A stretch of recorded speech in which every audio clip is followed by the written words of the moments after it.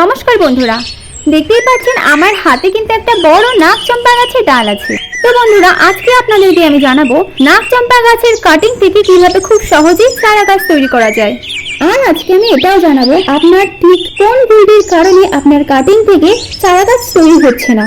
আপনারা যদি নাগচম্পা গাছের ডাল থেকে কাটিং তৈরি করতে চান, তাহলে কিন্তু সেই গাছের একটা মোটা এবং পুরনো ডাল কালেক্ট করতে হবে, কারণ নাগচম্পার মোটা এবং পুরনো ডাল থেকে কিন্তু খুব সহজেই চারা গাছ তৈরি করা যায়। আর এখন যেহেতু বর্ষাকাল, তাই নাগচম্পা, কাঠগোলাপ যে কোনো গাছের ডাল থেকে কিন্তু খুব সহজেই চারা গাছ তৈরি করে নিতে পারবেন। তো চলুন তাহলে দেখে নেওয়া যাক নাগচম্পা গাছের কাটিংটা ঠিক কিভাবে করতে হবে।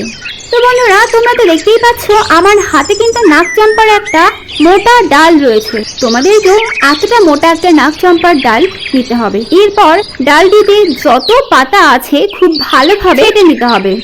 আমার ডালটিতে যেহেতু অনেকগুলো কুঁড়ি রয়েছে আর ফুলও ফুটে রয়েছে, তাই সেগুলোও আমি কেটে নেব। কারণ এই পাতা আর ফুল সমেত যদি আমি গাছটাকে মাটিতে বসিয়ে দিই, তাহলে কিন্তু এই ডালটা থেকে চারা গাছ তৈরি হতে অনেকটা সময় লেগে যাবে, কারণ গাছের পাতা আর ফুলই কিন্তু সমস্ত পুষ্টি সংগ্রহ করে নেবে।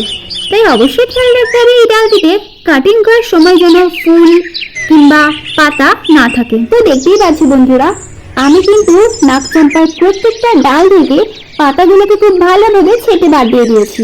এবার দেখো, আমি কিন্তু 7 থেকে 8 ইঞ্চির মতন কাটিং করে নিয়েছি। দেখুন, এই যে নাগচম্পার কাটিং গুলো আছে, সেটা কিন্তু আমি এখন সরাসরি মাটিতে পুঁতবো না, সেই ভুলটা অনেকেই করে থাকে। আর যে ফুলের জন্য তাদের কাটিং থেকে চারা গাছ তৈরি হয় না।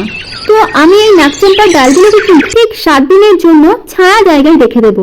আর নাগচম্পা গাছের দ্বিতীয় পার্ট দেখার জন্য অবশ্যই কমেন্ট করে জানাবে, তাহলে আমি এর পরে কি করতে হবে সেটা নিয়েও ভিডিও বানাবো।